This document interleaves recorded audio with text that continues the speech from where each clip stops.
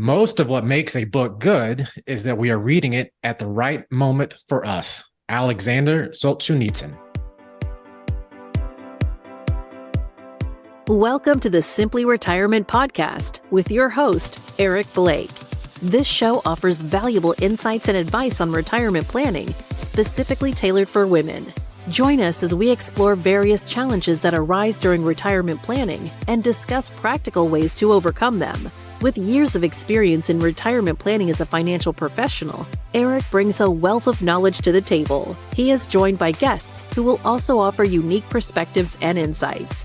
Together, they provide practical tips and strategies to help you delegate some of the heavy lifting and make the most of your retirement. Whether you are a widow, divorced, or simply ready to take control of your financial future, this podcast is designed to help you navigate the complexities of retirement planning and make the most of this exciting phase of life. We take a step-by-step approach to help you understand what's next and guide you through the retirement planning journey. So sit back, relax, and let us help you build your retirement on your terms with another episode of the Simply Retirement Podcast with Eric Blake. Welcome to the Simply Retirement Podcast with your host, Eric Blake. I'm Wendy McConnell. I love that about the books because it's so true. You can read a book at one point and then read it like 10 years later, and it's completely different. Absolutely. Well, yeah. And that's the thing. There's, I could have used, the knowledge is power, and there's so many different ones, but actually with our guest today, as you're going to hear, there's so many great quotes I could have used from her as well. But I didn't want to spoil the conversation. Well, I doubt that would happen. So what is it that we're going to be discussing? We're going to talk about books? We are. As a matter of fact, we are. I'm so excited to have our guest on today. Our audience may not yet be familiar with Ellen Rogin, but in my circles here in the financial services industry, she is a rock star, and I'm so honored to have her on the podcast. Ellen is an authority on money, a financial intuitive, which I would love to have her explain that to our audience when we get to that point. But Ellen helps people reshape their relationships with money so they can live happier, more abundant lives. She's the author of several books, actually, including the New York Times bestseller, Picture Your Prosperity, and her newest book, Messages from Money, How to Stress Less, Prosper More, and Reshape Your Relationship to Money, which is what, again, we're going to be talking about today. So Ellen Rogin, welcome to the Simply Retirement Podcast. Thanks, Eric. I'm so excited to be here with you. Absolutely. Now, there is a quote that I really wanted to use, and I would bet you know which one it is, very early on in the book, which I actually had heard the story before about the session you had with a gentleman that where there was a specific word that was brought up. But I didn't want to, and we'll get into the importance of the word that came out of your mouth. But the audience is just going to have to read the book to find out what you said. So how's that for a tease? That's good. I was worried with this audience, I would actually have to say that word, which I usually ask permission before that. Now, I actually used a curse word in another episode, and Wendy told me it's okay to do so. Okay. I didn't say it was okay. I said it was okay if you thought it was okay. Well, it was the name of a certain podcast, which, Ellen, you're actually familiar with I think this episode actually is going to be released before that one. But it's the purse strings ladies, which you're better familiar with, which actually that's how I got to know them, was through you. I've told this story before, but it was a Sunday morning, just getting ready to do my long morning walk, trying to find something on YouTube. And I came across that episode, or the recording that you did with Barb Provost, and had a chance to listen to that. Reached out to her, joined Purse Strings, which you're also a member of as well. But it's just crazy how all these things get connected. And now I've got you on the podcast, so I'm so excited. Well, I am too, and I love the synchronicity when that happens. Like, we can't even figure out how all this weaves together. I love it. It's crazy. And it's led to so many great opportunities, so many great professionals I've met through Purse Strings and some of the other interactions that I've had. I've told them I'm extremely thankful, and I'm also thankful for you as well. But, the book itself, there's so many great things to pull out of that. And again, I'm sure I'm going to run out of time here at some point, but my first question before we really get into the book is, what is a financial intuitive? Because one of the things I know, my wife is so much more intuitive than I am. as are most women, more intuitive. But when it comes to money, many women, they don't always trust that intuition. And whether it's from past experiences or different interactions they've had as a result of money, or, family interactions as that had a connection to money. But so many, it impacts decisions. So just tell me a little bit more about what that is. How do you, when you describe yourself as an intuitive, what does that mean? Well, let's talk about financial intuition in general first, and then I can explain a little bit about what I do with that now. But intuition is one of the simplest definitions is knowing something without really knowing how you know it. And there is this thought that women tend to be more intuitive than men. I don't think that's necessarily true. I think that all of us have these hunches, a gut feeling, and that may sound a little bit more kind of masculine, if you will, but this kind of inner knowing, and yet we don't always trust it. And I 100% agree that often, especially when it comes to money, women tend to be, I'm generalizing, not all women, but some women feel less confident and maybe less trusting of that intuition. However, when I talk to women, they'll say, like, I just have this feeling I'm not right with the right advisor, or I shouldn't make this decision. And when we can trust that intuition, we're usually guided a little bit more clearly. And often when we don't listen to that is when we're upset and we make a decision that we wish we hadn't made. Right. Well, so then let's get into the book then. Because again, the concept is so important. What was tell a little bit about your inspiration behind the book, Messages for Money? So when I was a financial advisor for about 28 years and sold my practice a few years back, and I think I was always intuitive with people's money stuff, but had absolutely no idea that's what I was doing. I used to say things like, oh, I can tell if someone's going to be okay for their goals or retirement without even needing to know anything about their money, just from talking with them.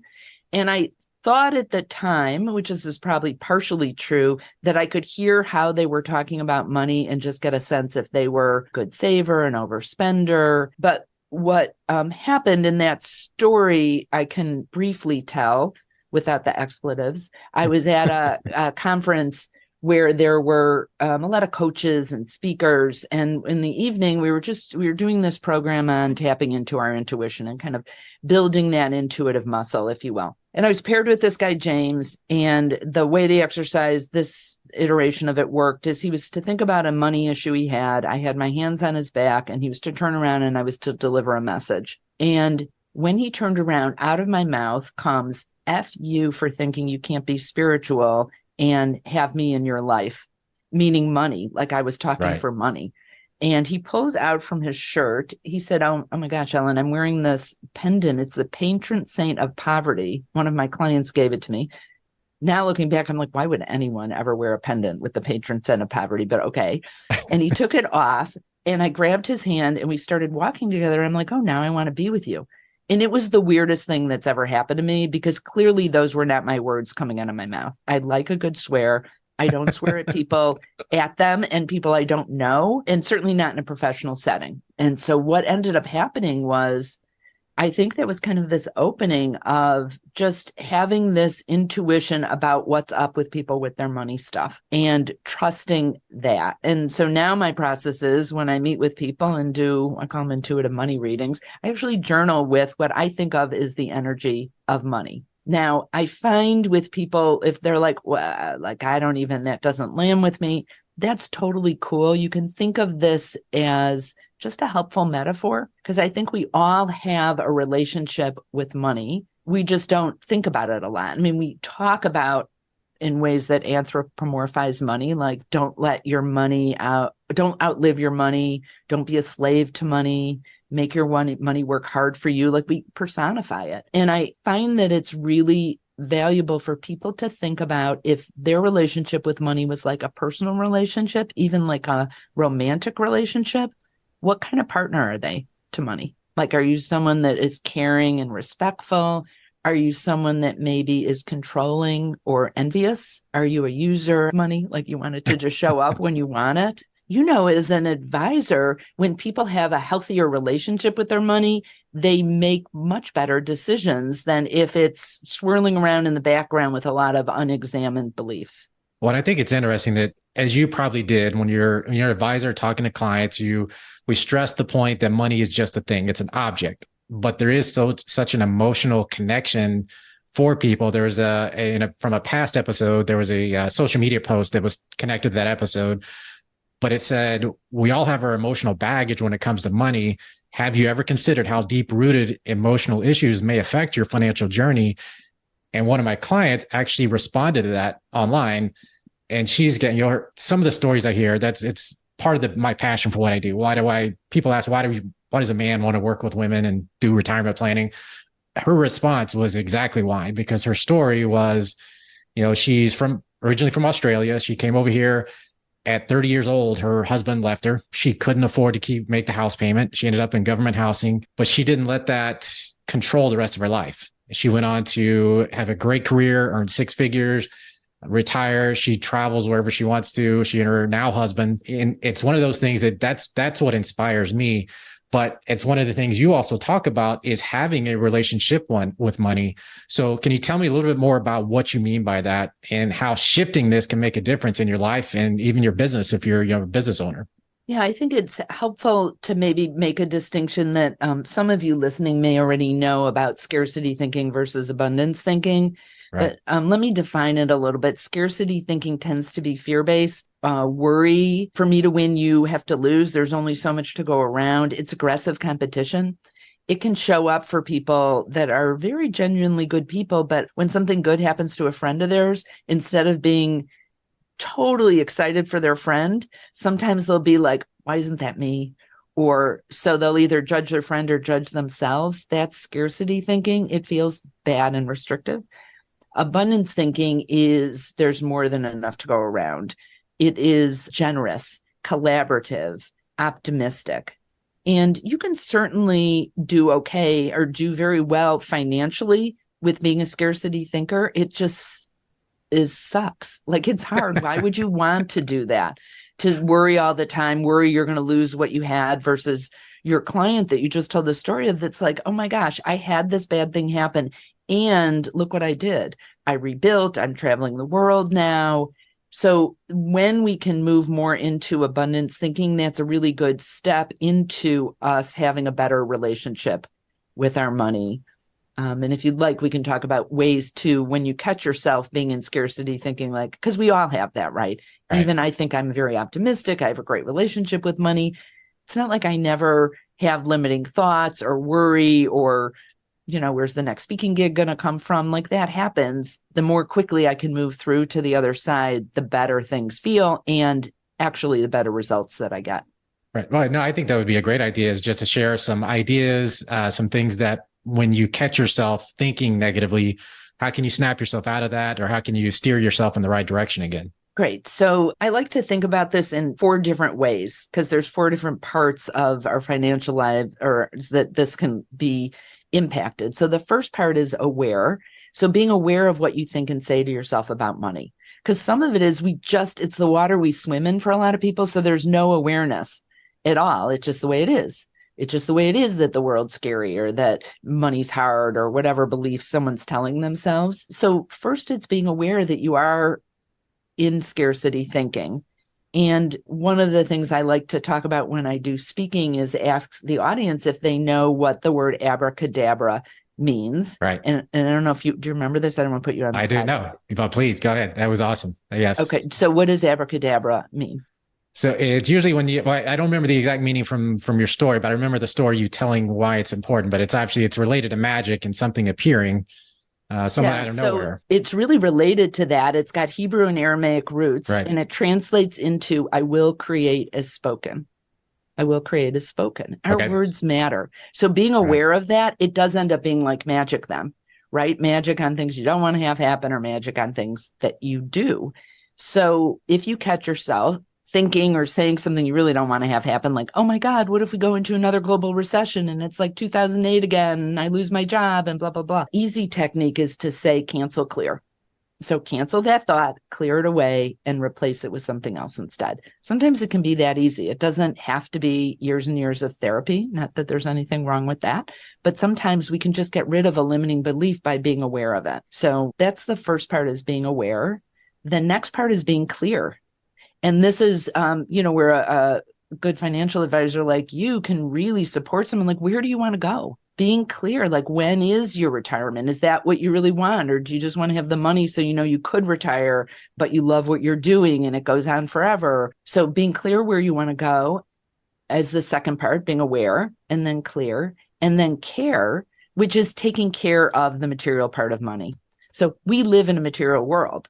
It's nice to talk about, and important actually, to talk about the ethereal side of things, how we're thinking about things, our beliefs, our attitudes. And in addition to this, the ethereal side, we live in a material world.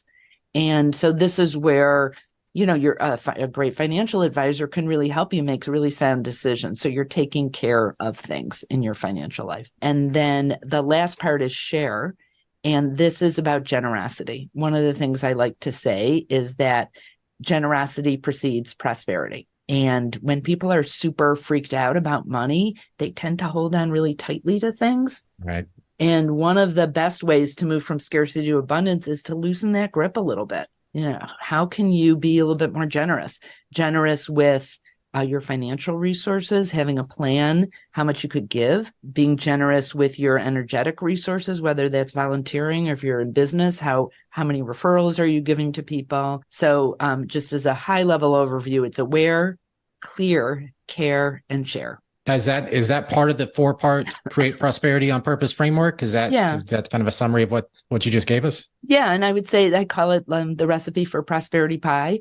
But if you look at these 4 areas, and I know you know this, but what I saw the entire time I was an advisor, and what I still continue to see, is almost all of the discussion is in the care area, which is important. This is like around doing a spending plan, having good asset allocations, doing retirement projections. Crucial. I'm not saying that is not important. And if we're not looking at the beliefs you have around money, where do you really want to go? Is it meaningful for you? How does it fit into your whole life? It's actually harder to have your goals be met if you're not looking at these other areas. No, and I 100% agree. It's one of the conversations that, I try to have very early on, is just making sure that we're on the same page. The money is just a tool.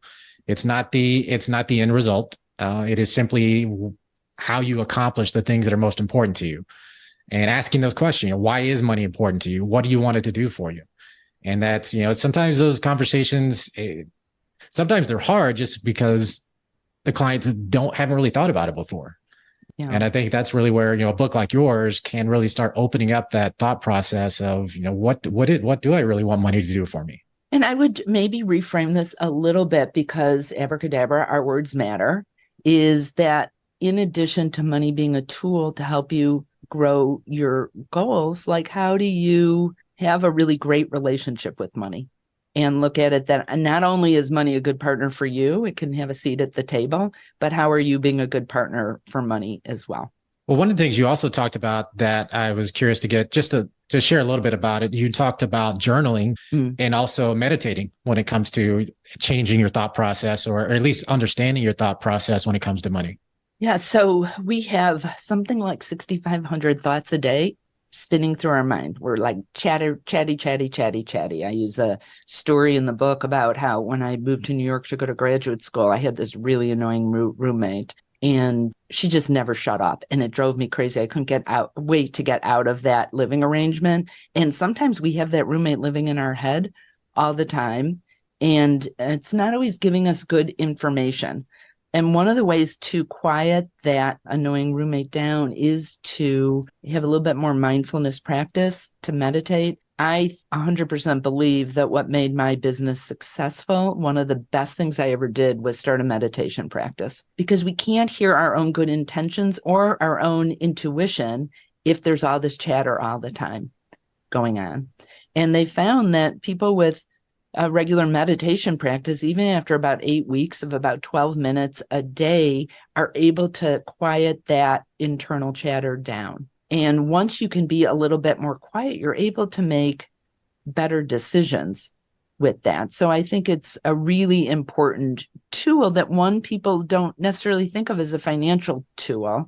But I know, like, it's really hard for you to do your best work when you've got a client that is just spinning in their mind and can't actually hear the really good advice that you're giving them. So if there's a way to quiet that down. I've never had that. What are you talking about? No, not your clients. That's right. Having a way to, and it can be simple. Like I have had a long-term meditation practice, and it's something that I can't not do now.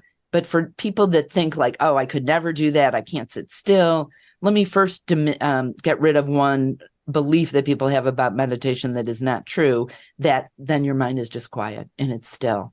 Like if you're a monk meditating 12 hours a day, maybe that happens. But for us mere mortals, that doesn't actually happen. Sometimes I'll sit for meditation and my mind is like going through stuff for almost the entire time. The muscle, the meditation mind, bicep curl that you're doing is noticing your mind wandered and bringing it back. But you can do walking meditation. Runners will say that it's a really meditative process. It can just be a few deep breaths is a way to get present. Well, that's kind of the way I am. I set aside 10 minutes every morning, and I'm still not very good at it. My mind usually it's something, unfortunately, I don't want to call it unfortunately, but it's usually something related to a client interaction or a conversation, or I could have said that better or did this a little bit differently. That's usually where my mind goes. And then, but like you said, it's just practice and trying to get better at it and doing it. And that's also, for me, it's the workouts in the morning. I'm an early morning person. So that's where to me, that's really where the meditation comes in, is just clearing your mind, focusing on something else. But it's hard. You can't do it wrong. So when you say you're a bad meditator, there's no such thing as a bad meditator. Got it. Okay. I'll take that in. You really can't. And the fact that you're doing it is fabulous. And again, it's the noticing. I was thinking about the client or whatever, what you have to get at the grocery store or whatever it is your mind's thinking about. And then like, oh yeah, I was focusing on my breath or listening to sounds or listening to a guided meditation, whatever it is type of meditation you're doing. So good for you that you do that on a regular basis. And Eric, it's a beautiful way to start your day. Mm-hmm. Instead of what most people do is grab their phone and start looking at the news or email. And that is an awful way to start your day. Studies have shown that people who watch even just 5 minutes in the news in the morning are less happy by the end of the day than people who don't. Well, because it's always bad news. There's nothing good that happens, at least what you see on the news anyway. So can you talk a little bit about the journaling aspect then? I know you shared some different prompts, some different ideas on how to journal in the book. So if you wouldn't mind touching on a few of those key suggestions. For sure. And let me just start by saying I was a resistant journaler. I was a resistant journaler. And then I saw some research studies on this. One study had people that were laid off from a job, and one group was told for just 5 days to journal. I think it was 20 minutes for just 5 days. And the other group was not told to do that. And then 6 months later, the journaling group, 67% had new jobs and only 27% of the non-journaling group. So there's like real benefits for this. And one of my there's 2 journal prompts I'll share. One of my favorite ones for people in their own business, who should I be in touch with? Because that's tapping into that intuition. And then follow up with them, right? The worst that can happen is you're saying like, hey, Eric, I was thinking about today. I hope you're doing really well. Then Eric would be like, oh, that's cool. Ellen was thinking about me today. Best, it might turn into, oh, that's so funny. I was thinking about you too. Let's have a conversation. I've got this opportunity for you or whatever it is. And so who should I be in touch with today? Another one that's really good, especially if people are starting to develop their own relationship with money, is to journal about, dear money, what would you like me to know? And when I do this in workshops that I give, people get beautiful messages. Saturday, I was with a group. We did like a book club thing. And many of the people had like, I've got your back. You're going to be okay. Everything's fine. And that's so reassuring because we can spend a lot of time worrying. Absolutely. Now, I know that one of the things that I really loved about the book, getting towards the latter part of the book, was, we talk about goal setting all the time, talk about setting goals. But what you talked about was goal getting process and why money itself can't be the goal, and definitely not more money. That can't be the goal. Talking about the what, the why, the beliefs, and who else wins. And I know you've touched on a few of these things, but in terms of just putting it all together into what you call the goal getting process, can you share a little bit more about that? Yeah, I think for many years, and especially being in financial services, most of the goals that we were kind of coached to focus on were the money goals or the asset goals or the, number of new client goals. And not that that's not a benchmark and not that you don't focus on that. But what I found for me, and I found true for most of the people that I talked to, that in and of itself wasn't motivating. What was more motivating and where I really saw my business change, and I've seen over and over with some of the people that I'm working with, is when they could get deeply in touch with why they cared about that. Why is it that you want to make more money? Is it because you could serve more people and you know that you're really easing suffering for them? Is it that you really want to send your kids to college and in wherever they want to go? And in order to do that, you have to raise your income levels. So knowing why you want to do something, then the who else wins with that is really important. Even a goal like running a marathon that you might think, okay, this is a physical goal. It'll be like a great accomplishment. You might think, well, who else would win with that? Well, I'll give a personal example. So the first couple marathons I ran, our kids were really little. And I thought, well, maybe it would inspire them. And both of them just ran the Chicago Marathon. They did phenomenally well. Wow. Both of them, the same year, their first marathon. It could also be the last several I ran were to raise money for charity. And one of them was for the American Cancer Society. And I ran with my sister-in-law, who has since passed away, but she had ovarian cancer. And one of my clients was one of the photographers during the race. She got a picture of my back and I sent it to Andrea and she goes, Ellen, you can't imagine how important this is to me. I always thought I would be able to run a marathon and obviously I can't now. And I'm going to cry. I felt like I was, with you on your back. Wow. And so it makes our goals just so much more meaningful when we can have someone else there. And then I think in part of from goal getting to goals, from goal setting to goal getting, it's what do you believe about it? Sometimes for years when I'd work with my business coach, at the end of the year, we would do goal setting. And after about 6 years, 7 years, I realized I was walking around with the belief that I never reached my business goals. Well, that is not a helpful goal. A helpful belief, right? That I never reached my business goals because that's exactly what showed up. And so to be just aware of that so you can start to shift them to a belief that is more helpful. Excellent. And I know there's one other piece that I want to make sure we touched on because there's a great story in the book itself, but the giving people the okay to daydream. And you talked about the 5-step deliberate daydream process. Can you share a little bit about that as well? Yeah. The reason I call it deliberate daydream is I had been to Ghana a bunch of times I worked with a scholarship fund there. And one of the young people that was a recipient of our scholarship is this young man named Mustafa. And we were walking through the community one day and he said to me, Auntie Ellen, is it okay that I daydream? And I was like, well, everybody daydreams. What do you mean? He goes, well, ever since I was little, I would imagine myself going to university. And I didn't even know anyone who ever went to high school. And because at the time you used to have to pay for high school in Ghana. Now the government pays for it. And, but I would picture it and how I would feel. Well, Mustafa ended up graduating with an engineering degree. And I realized that he was doing this visualization process that I'd been teaching for years without actually even knowing he was doing it. So part of the process, and I'm such a believer in the power of our minds, is to, first of all, be clear. Where do you want to go? And then in your mind's eye, imagine you accomplishing that goal as if it's happening right now and seeing where are you? What does the air feel like? Who's there with you? Every detail. Are there aromas in the air? And then noticing how you feel as you're achieving this goal. And then thinking about your first next step. So we also have to take action. Visualizing things is fabulous. And we usually have to do the work too. Well, that was one of the next quote that came from that, to gain traction through action. I thought that was great. So that's one of the things I took out of that.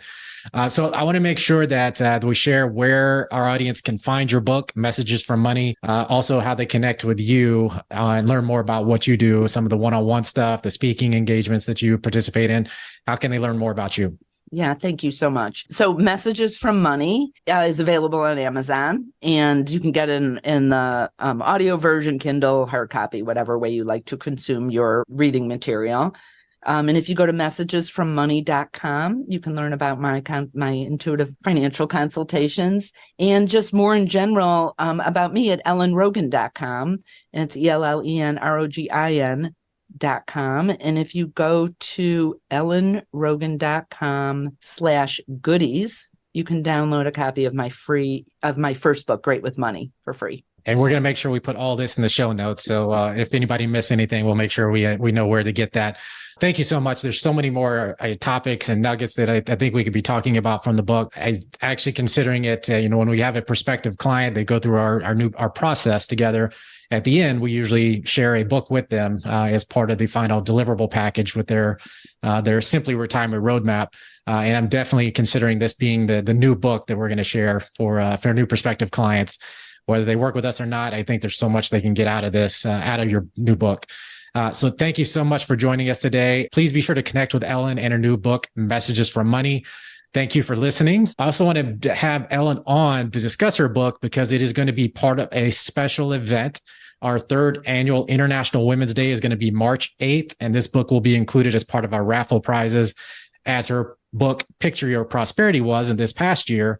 And our objective with this event is very simple. It is a celebration of women. This is not a seminar. There's no sales pitch, just a celebration of women. And as I've said many times, I am the man I am today because of the women in my life.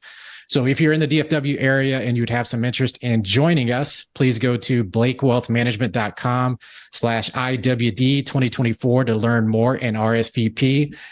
As always, I want to share, please visit our website if you want to learn more about us. But I wanted to wrap up this episode a little differently. And I actually wanted to share my favorite message from money from Ellen's book. And I think it may be the very last one, but it was Message from Money. I'm so grateful for you. I know you're on your path to prosperity. You've already shed many of the limits that have kept us apart in the past. Please know and always remember that I am here for you.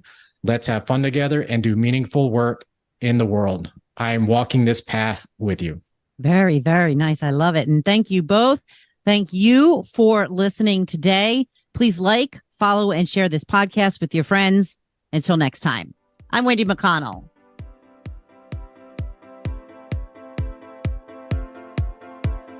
That's it for today's episode of the Simply Retirement Podcast. We hope you found our insights and advice helpful in planning for a fulfilling retirement. Don't forget to take action on what you've learned today. Visit our website at blakewealthmanagement.com to learn more about our firm and review our Simply Retirement Roadmap process to get you on the right path to the retirement you deserve. And don't forget to click the follow button to be notified when new episodes become available. Thank you for joining us on this journey, and we look forward to helping you achieve your retirement goals. Remember, retirement is not the end of the road. It is the start of a new journey. So embrace it and make the most of it. Until next time, take care. Content here is for illustrative purposes and general information only. It is not legal, tax, or individualized financial advice, nor is it a recommendation to buy, sell, or hold any specific security, or engage in any specific trading strategy. Results will vary. Past performance is no indication of future results or success. Market conditions change continuously. This commentary reflects the personal opinions, viewpoints, and analyses of Blake Wealth Management. It does not necessarily represent those of RFG Advisory, their clients, or their employees. This commentary should not be regarded as a description of advisory services provided by Blake Wealth Management or RFG Advisory, or performance returns of any client. The views reflected in the commentary are subject to change at any time without notice. Advisory services offered by investment advisory representatives of RFG Advisory, a registered investment advisor, Blake Wealth Management, and RFG Advisory are unaffiliated entities. Advisory services are only offered to clients or prospective clients where RFG Advisory and its representatives are properly licensed or exempt from licensure. No advisory services may be rendered by RFG Advisory unless a client agreement is in place.